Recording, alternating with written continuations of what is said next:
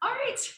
Hello, hello, hello. Good afternoon. So excited to see y'all. I think that I've never been to AADA before, but I think that this is a fun conference because it seems like you can really talk to people and get to know people and things. So that's great for networking. So excited the three of you are here and to talk about a study that me and some of my colleagues are doing about the early adult transition of college women. All right. Ooh, I don't think I can use the key. Alrighty, so here's the agenda for today. I'll tell you a little bit about myself and then also my colleagues who couldn't be here today, but have put in their time with me on the study. And then I'd love to hear more about you all. I'll talk about the theoretical background of the study. We all know that's super important for our research. And then I'll actually go into, what I have found from talking to my wonderful participants. And then implications, that's always, I feel like everyone knows the implication parts. We gotta do that. And then time for, I say questions, but also just discussion. Love to hear from you all and your experiences. So that's me. I'm Dana. I'm a recent graduate of Virginia Commonwealth University. This is my PCU colleague here. I graduated in December, so that's exciting. And I'm going to start in the fall. Thank you. And I'm going to start in the fall at University of Scranton. So excited for that too. This is Dr. Herman. She is an associate professor at Virginia Commonwealth as well. She has founded the Women's Lifespan Development Research Lab. So if you're interested in any of that work, it's womensresearch.org. She's a really nice person. She's also just amazing what she does. She's an ACA fellow, so she's got good stuff out there. For instance, since we're all here at AADA, she had a recent article in Adult Span about counselor educator mothers. So that was a really good one. I think that's relevant for AADA. That was her, Haskins, Neil McFall, Siamek, Daigle, and Eckhart. And then she also has some work in progress on women at midlife and late adulthood. So lots of stuff that's relevant for AADA. So I encourage you to check out womensresearch.org and her work.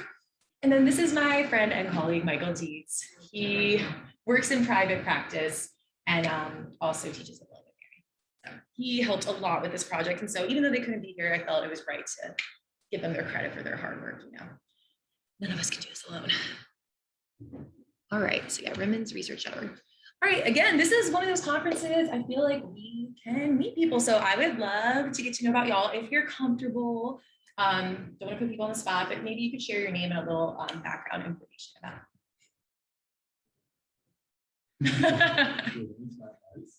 Assistant professor at Indiana University of Pennsylvania, so I live in Pittsburgh. Born and raised in Stratton.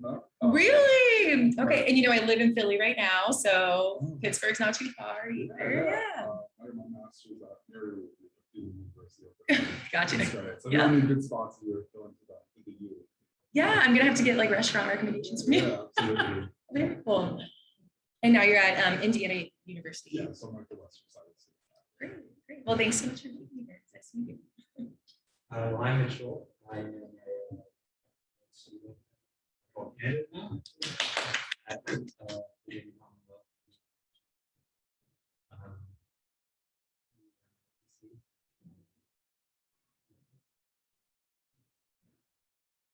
And you're awesome. Cool. I'm Helena.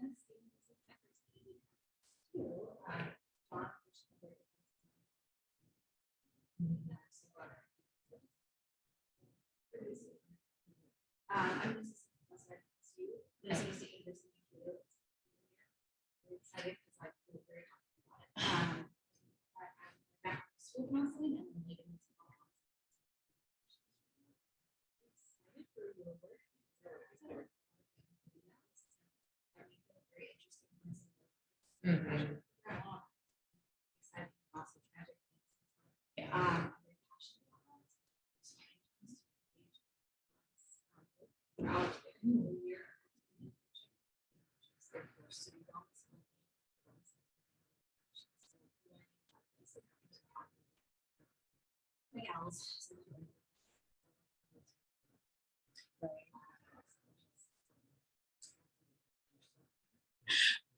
Right. Well, you have a very varied background. I like that. That's cool. So I'm excited to hear what you have to say too about everything. So yeah, we are very it's just like this is a tight knit group in here right now. So feel free to jump in whenever. We don't have to wait till the end to talk for sure. All right. Thanks so much, everyone, for sharing. All right, so I'll go into just starting with the purpose of this study and what we were trying to do here. So myself and my colleagues, we were using phenomenology to explore the lived experiences of emerging adult women, specifically in Generation Z, because that is the generation cohort right now that's emerging adult women. So Generation Z, that's when, so you were born in 1997 or onwards. And so some Gen Zers now are like 24 this year.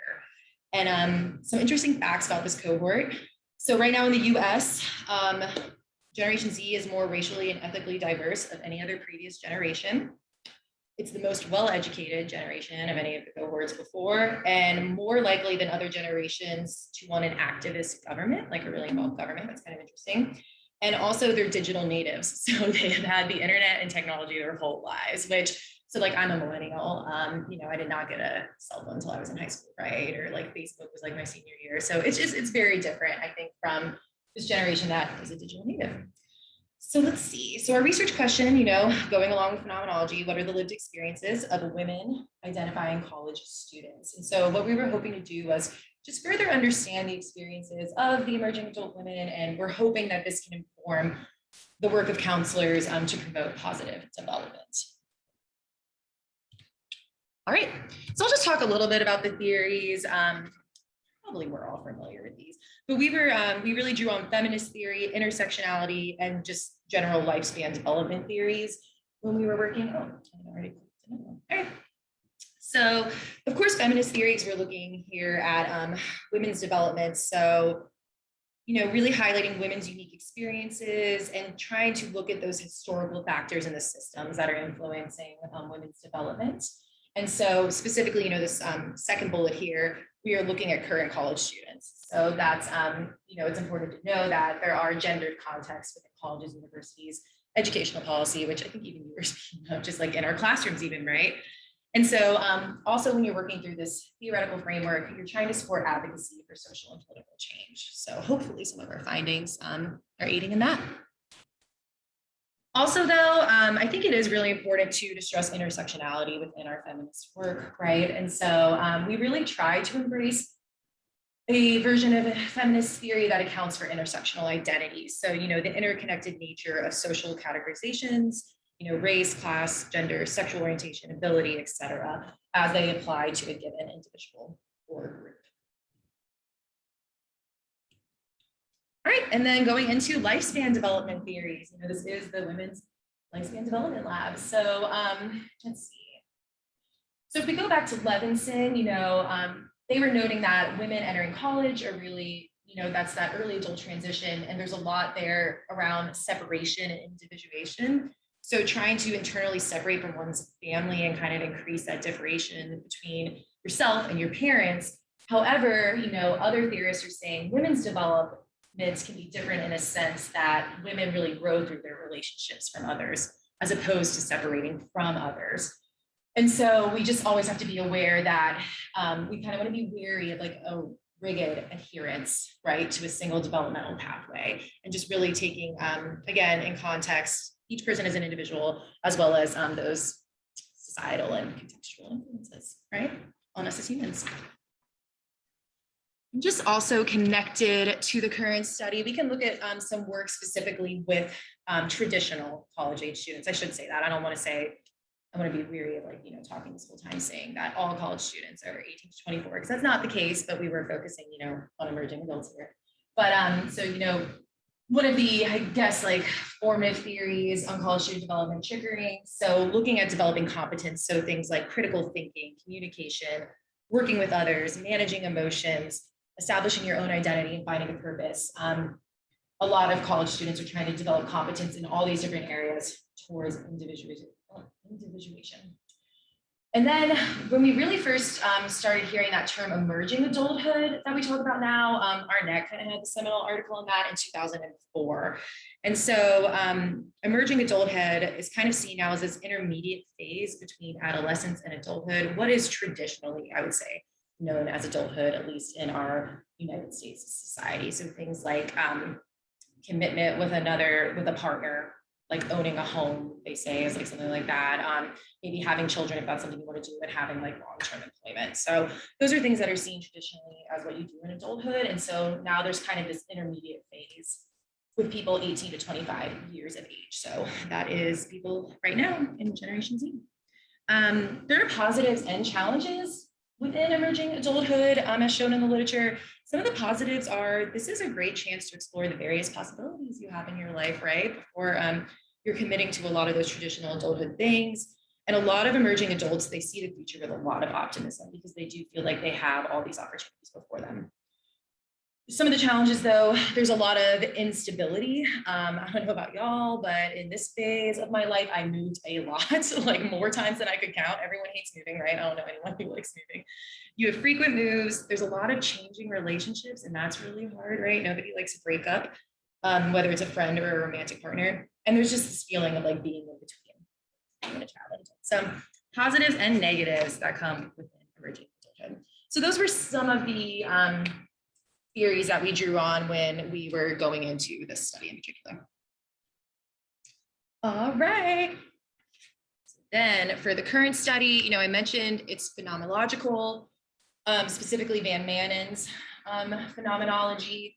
We saw this all through a constructivist, interpretivist, critical feminist ideology. So we really believe that knowledge and meaning are co-created and interpreted. So within the feminist lens, we're highlighting women's unique experiences, valuing their ways of knowing, and we're trying to support advocacy for social and political change. So we feel that Van Manen is aligned with that. So you can see here the steps of that that we did here, which I think I might be talking about a little bit more in my next slide. So I won't go too into detail about it. All right, so for this particular study, we did have 10 participants who were all between 18 and 22 years old. 8 of our participants identified as white, 1 is Black, and 1 is multiracial. They were all enrolled in 4-year universities. And so we did semi-structured interviews. And so for transparency, within these interviews, we actually covered 2 research studies. We did one on adolescent girl, I should say, development. And that's going to be in the Journal of School Counseling. We just found out like a week ago. So that's exciting. And then also though, we were doing one more focused on them. So that was retrospective. And then we also talked to them about their current experiences as emerging adults. So that was pretty cool. Let's see, aligned, just ethically, we invited them to edit their transcripts or, let us know what they thought about the themes. And one did want to edit her transcripts. So we did that for her. And then when we were going to analysis, we were following Van Manen's suggestions. Sure.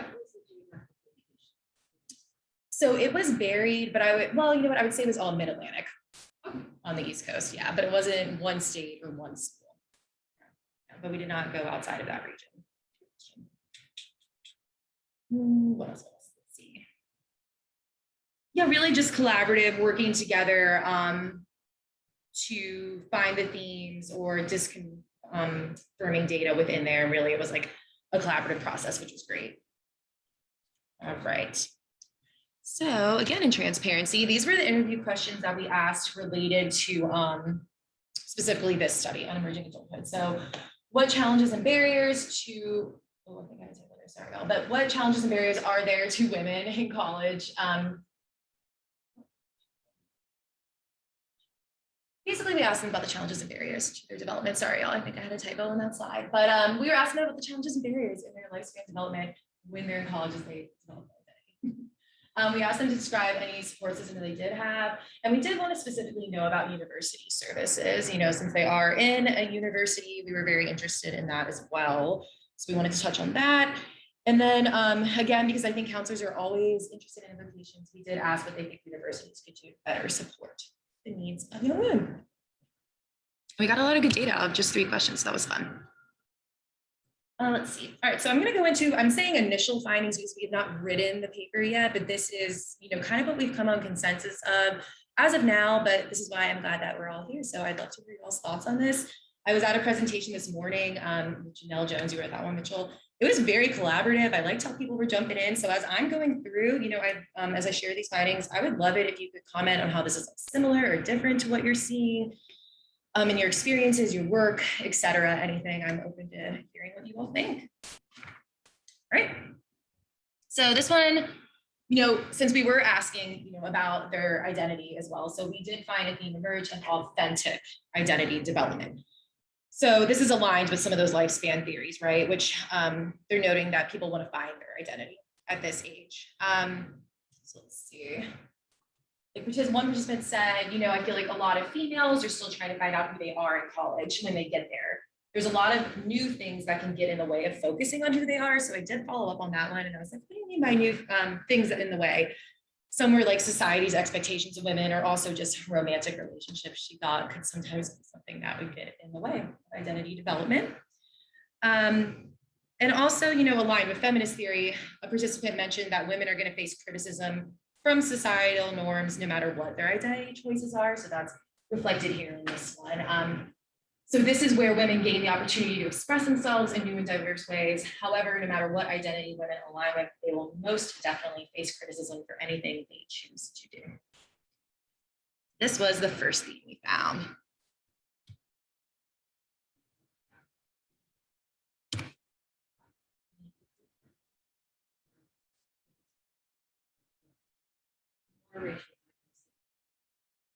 Given that it tends to need to be minority loss.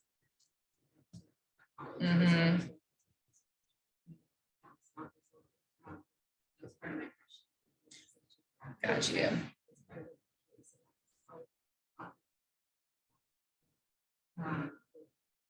Jordan. Right. I'm just questioning. No, certainly. And so I'll get to this too on my limitation slide, and when I'm, you know, reflecting on like intersectionality and things. I do think that was a limitation of this study, was like a lack of diversity. And I do think that there needs to be more, we need to be doing more research. I think so too. I think there's a lot more that we could do with this, but I certainly think, you know, like looking at, you know, it has to have an effect, I would think, but I guess I just can't speak to it right now. Right. But definitely very important. So I like that you brought up that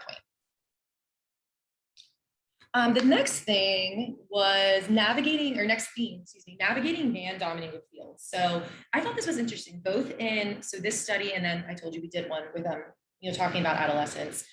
What is known as the Chile STEM climate was brought up by several people in both of them, and that's not something we, you know, outright asked about.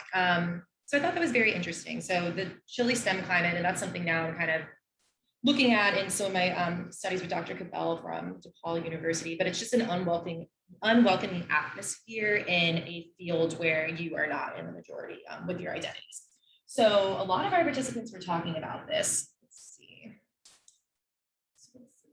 So yeah, here too. So participant 10 on the right, talking about you know, being in the engineering program, and sometimes you're the only woman there.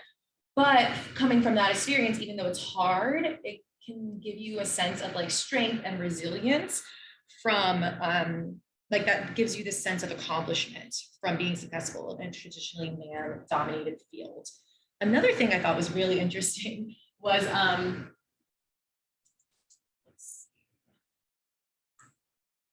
wait, no, was it that one? Maybe I didn't put this quote on here. I thought something that was really interesting though was talking about, oh no, actually it's on the next slide in the sub-theme, but I thought this was really interesting when one woman was talking about if you're in teaching or nursing, it takes really intelligent and strong people, but sometimes people make you feel less than because you're in a typically woman-dominated field. So I thought that was super interesting as well. So that kind of seemed like a, it almost kind of seems like a lose-lose situation there. So like our participants express when they're in a field that's typically dominated by men, they feel like this chilly climate, or they feel like there's barriers there, but also if they're in a field that's typically dominated by a woman, they also feel a little bit of a stigma there, like it's a less than career. So I thought that was kind of interesting. Let me see. Yeah. Yes. Yes.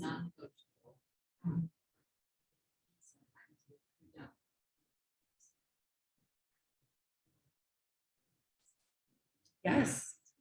And you know, so I didn't even think about this until I was looking at this and the sub theme that came out, but I was recently, you know, I just told you all a new faculty, and I was with some other people, and we were saying like what field we were in. And when I said counseling, I don't know why I felt a little insecure compared to like some of my colleagues who were like in chemistry or like engineering or something. And I thought I was like, why? You really have to like you internalize things that you don't even realize. And I had to ask myself, like, why am I feeling a little bit insecure? Like my field is not as rigorous as others. Like I think we all know in the room, it certainly is very rigorous to get your PhD in counselor education and supervision. But I'm like, I think that's a little bit of that internalized sexism that I have. So it was just interesting to see here because I hadn't connected that actually. Let's see. And then one participant spoke about, she was in political science and she was saying, even though her classes had many other women with her in the classes, it was always male professors, men professors. And so she realized, she wasn't getting the diversity of a woman's perspective in her teaching, which led to, we also found this sub-theme. Within these classes, the participants were sharing in college, there's just a lack of their professors addressing gender issues that they might run into, whether it's currently or in the workforce. Which, gosh, this is like, I keep thinking about things that I'm reflecting on. I certainly even experienced that becoming a school counselor in the school system. And I look back on my master's experience, and I don't think we ever once talked about like the realities of what you will be facing in terms of different prejudices and discrimination as a professional in the field. So once I, heard these participants saying that, I was like, I kind of think that was true in my counseling program as well. Let's see. So this student who was in an architecture program, she said, even though there are slightly more women than men in the program, once you get out and you work at those architecture firms, it is very man dominated and they're not really prepared or they don't necessarily know what that's going to be like.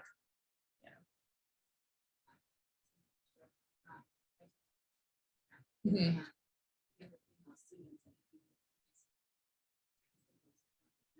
Mm-hmm.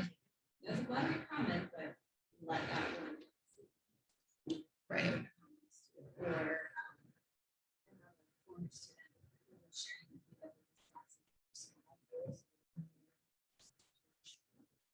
just because they were having fun with each other. Right, right. And these like cultural and political elements that are to that it's like a searching, right? Right. How much do you focus on inspiring?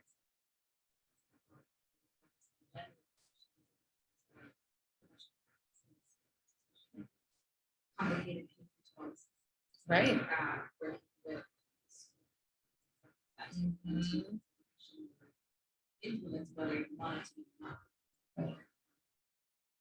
Absolutely. I really like that you bring that up, that added layer of even, so your school counseling, I school counseling as well, like with your students, but certainly with your, even if you're in mental health, like your clients as well. Mm-hmm. And those, it can get, like you said, very uncomfortable, very tricky. And again, like, what is appropriate? What is not appropriate? What boundaries should be there? How do you talk about those?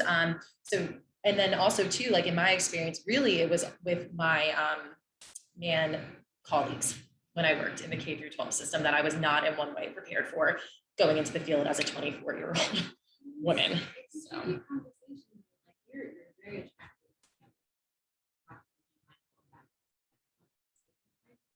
Or unnecessary labels, but it's like an elephant in the room where it's like, I don't want to feed into bias and stereotypes. I also want to have real and honest conversations about the way society still is.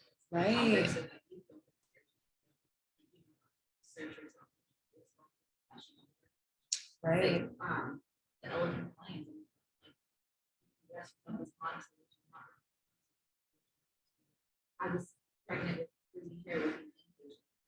Wanted to flirt and it's right.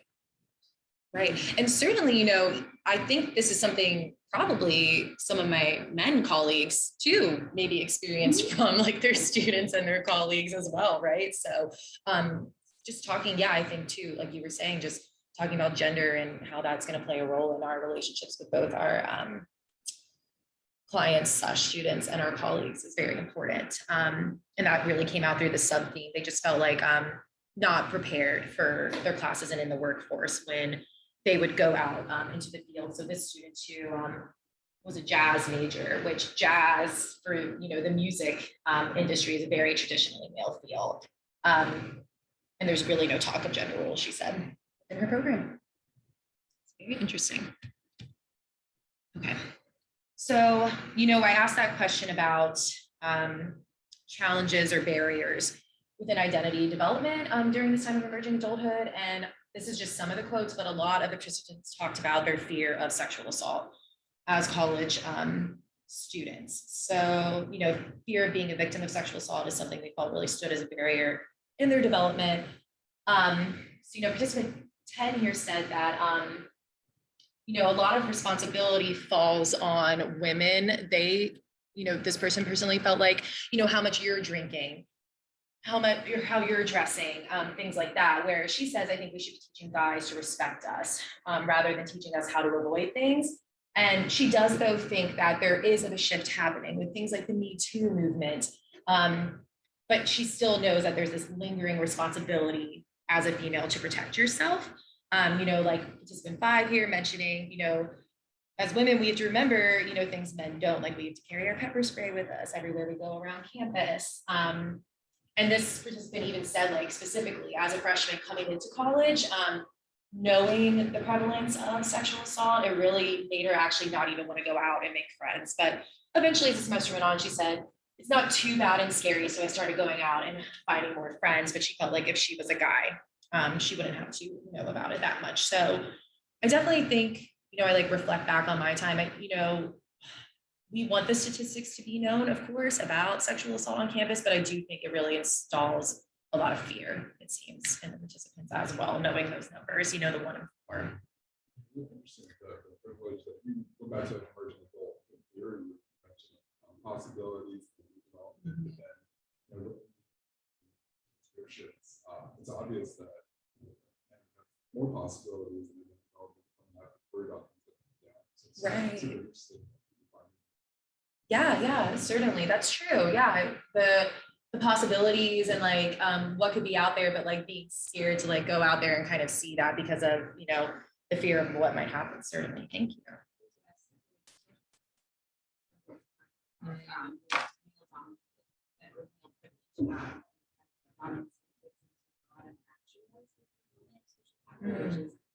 Why do we go to college? Why do to build that leverage? Right. Opportunities for to do that.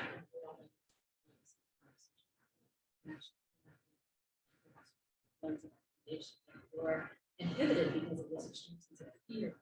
Right.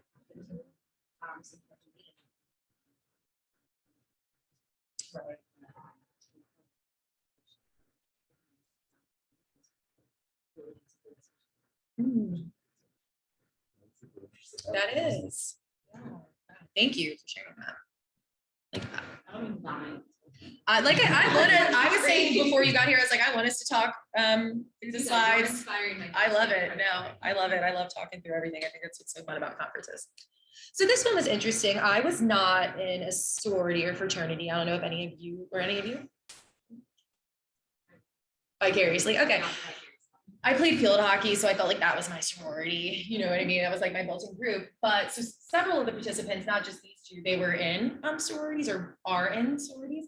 And they found something they thought was a barrier was the stereotypes that people put on them for being in Greek life, which I feel like I can share. I've heard a lot of stereotypes before. And so this is something that really seemed to stick with these participants because they mentioned actually being in the sorority was great for their identity development. They felt like they could make connections with other people, really have this strong support system of women. However, they just feel like others have a lot of negative stereotypes about women in sororities. So it was something they felt like they kind of had to like be mindful of when they were sharing with people, something that actually was great for their identity development. So I thought that was interesting. All right, so kind of connected.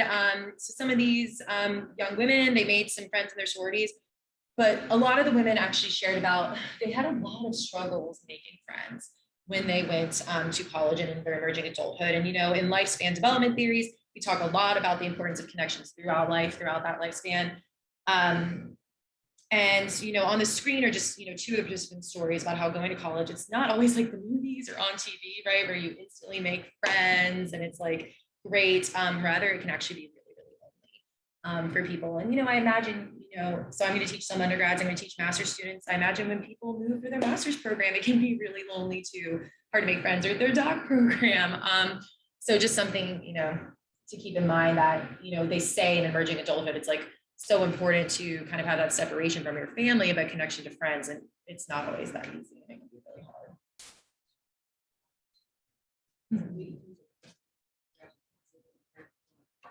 Oh, great.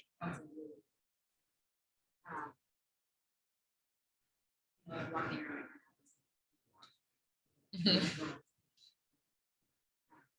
Always interesting. When you can see there's still love. Right. Yeah, and then when it comes out, shift, obviously identity to separate the struggles we won't.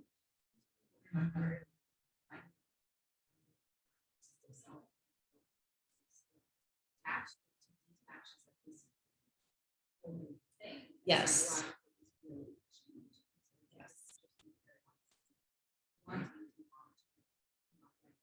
Mhm.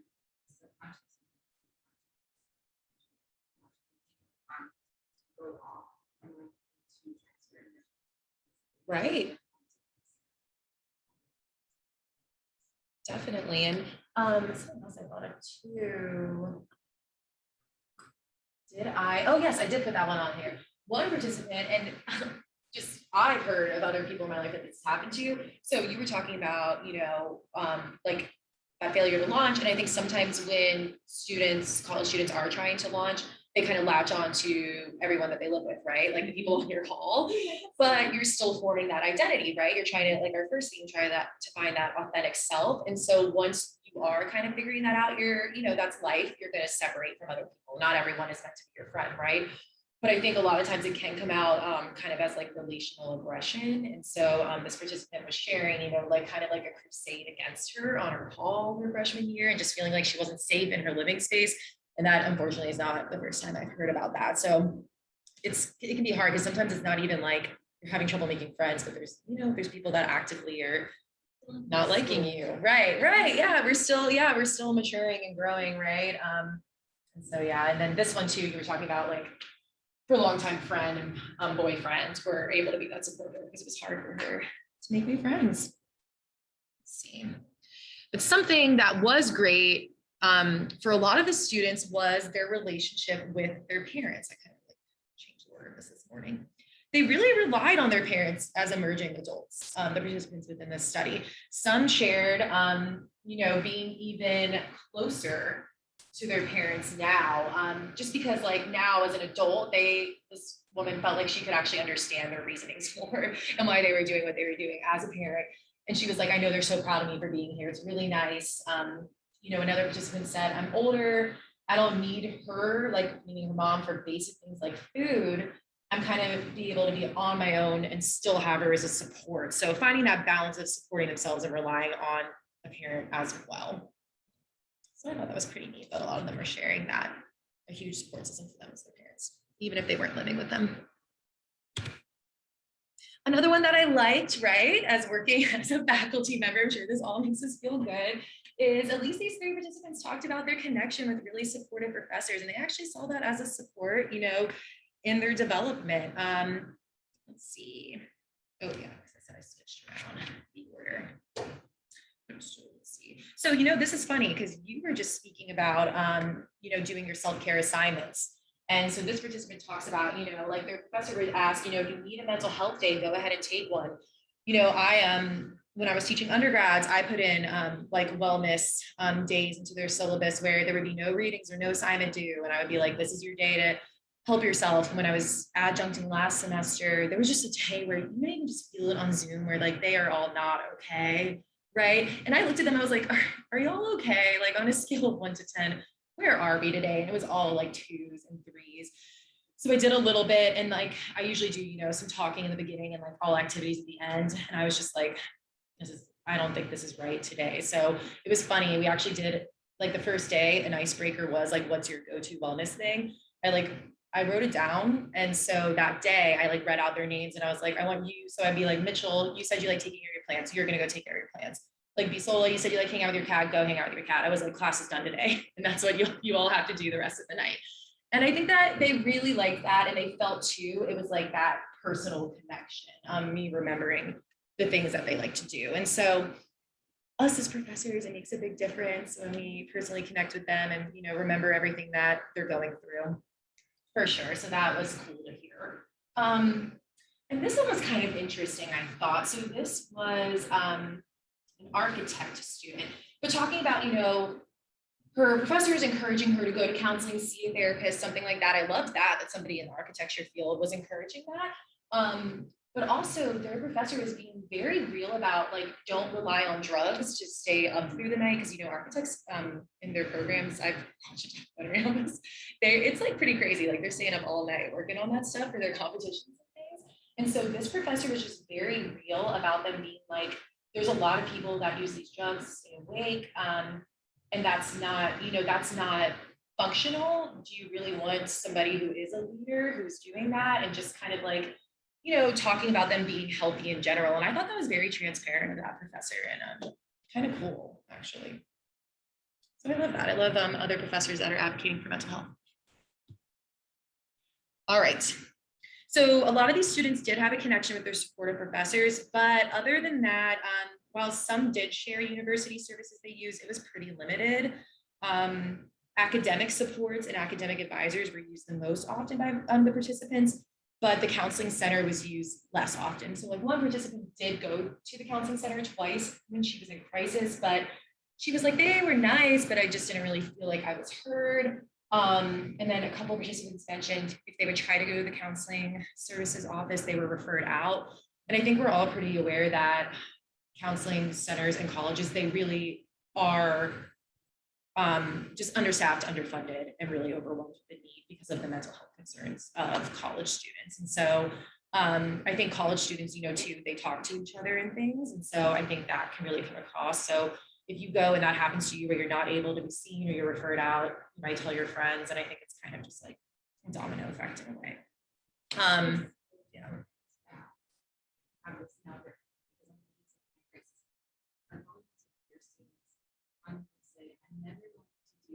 ABC work related to crisis intervention.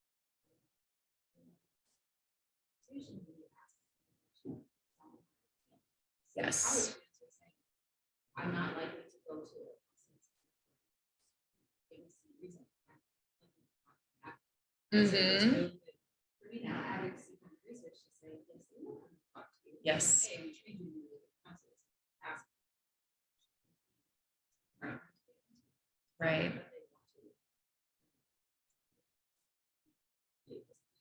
Yes. Are more likely to Right. Yeah, that is absolutely true. And I think we have higher education counseling program at VCU. And I know that is something that our professors have really talked with them about as well. Like you think you're just going to be talking about grades and that is courses, and that is not the case. Like, all counseling, right, is like holistic. We believe that as counselors. And certainly I think our academic advisors, especially because it's required, right, for most students to go there. Like you're that person that a student is going to see when they're struggling with all the things we talked about. I don't want to sound deficit based, but of course, emerging adulthood, like we said, there's both positives and challenges. And I think academic advisors probably hear a lot of it for sure. Let's see.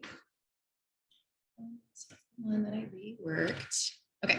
So our third question, I think I shared with y'all, the interview question was just asking, what advice do you have for university personnel when it comes to working with young women? And so this is kind of like our implications part one. So this is what the participants themselves shared. So one was more accessible counseling services. I mentioned, not referring to outside sources, emphasizing the importance of counseling for everyone. I really liked that, these participants believed in that. And I think that's something certainly we can talk to our colleagues, even in other departments outside of counseling, about telling our students. And they said they could even use social media or flyers to promote counseling. I was like reflecting on my time as an undergrad, and I don't think the counseling center was on like the tour that you do before you're a student or when you first go there. And it was like on the back of the campus, like kind of hidden. And I was thinking, I'm like, shouldn't I be a part of the tour? And the person could be like, this is our counseling center, and lots of students go here and they do awesome things here. And if our tour guides can make it seem really normal and cool, I'm like, that's a little thing that would maybe help, because if you don't know where it is, I almost feel like that kind of lessens your chance of going there, even, you know. But certainly maybe after COVID, maybe there will be more online. I don't know. I'm not sure what the world's going to look like, but certainly just making it more accessible. They shared. Several of the women shared stories about either themselves or others who they felt were not supported in sexual harassment cases. On the campus. And so also just even they said shifting teaching more about consent and what sexual assault is, maybe rather than, again, putting that responsibility on the women to protect themselves. Let's see. A couple of participants were talking about just university itself, professors just needing to be aware of our own inherent biases towards both women and minorities. So I thought that was great that they were sharing that, and I agree. One participant said maybe workshops focused specifically on women's health from a health center. Again, we talked about encouraging professors. So they said it's better if the professors approach their students rather than just waiting for your students to come to you to talk. I talked about the chilly climate in STEM. Some of the girls said if there isn't already a women in STEM organization on campus, they think that's really important. And then we talked about how the students would use their academic advisors or visit them, and they said it could be kind of cool if in addition to individual advising, there could be like advising groups that you could go to, and that would be a way to meet other people on campus. So I thought that was kind of neat. That would almost kind of like be beneficial, I would guess, too, for the academic advisors, maybe. Touch base again in like sort of more of a group, save time there.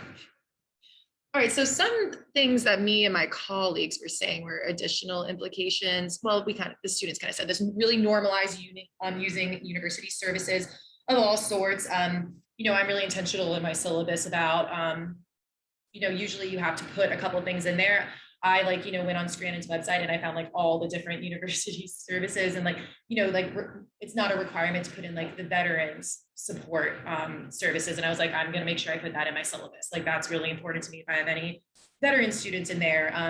If there are like women in STEM organizations, because I teach undergrads too, like I could put that in there. So I make sure to really look up everything they have to offer and spell it out in there. What else? So in terms of people who are like working in higher ed, we found some ideas for programming you could have for college students. So managing that relational aggression that's going to happen, dealing with gender issues in male dominated fields, because like we said, the participants said they really don't talk about that, and then developing authentic identities. But also we want to note there's programs that are working that our participants shared, specifically advising. Actually, one of our participants shared how great her case manager was for working with her for her disability services. And one participant also noted something she thought was great was anonymous reporting of concerns about her fellow students. That was something that she said was really cool. You could say like, hey, I'm just kind of worried about this person. It doesn't seem like they're doing great. And either their RA or like another person from the university would reach out to that person and be like, somebody said they were kind of worried about you and we just want to check in with you and see if you're okay. And she said that was really successful. Another thing counselors probably would want to know is understanding that fear of sexual assault may be a common concern in emerging adult women if you are counseling them. So that's something to keep in mind. And then I also thought there was like that interesting finding with really like a reliance on your parents, maybe less so than friends in emerging adulthood, because, some of those theories we talked about talk more about separation and individuation, but this reliance on parents really shows why just that rigid adherence to a single developmental theory doesn't always work. And we can use many to inform our work and our research, right? All right, so let's see. All right, so we touched on this earlier. I told you all this is the second part of a project. The first was focused on adolescents specifically. And we really did want to pull on intersectionality. And I feel like that was mentioned more by participants in the other study, but not so much in this one. So when we talked about adolescents and working with school counselors, we had a participant share really what being a Black woman meant to her, and how she felt that her school counselor really didn't understand why it was so important for her as a Black woman to go to college. She felt like her school counselor definitely treated her and her future plans a lot differently than her white friends. And so that was something we discovered there. Or just how, in general, their school counselors did not focus enough on their culture or really exhibited stereotypes towards them. So that was something that didn't emerge from my emerging adulthood data. And so that's why I think it is important in the future for a need for more diverse participants, really to gain a broader understanding of Generation Z emerging adulthood.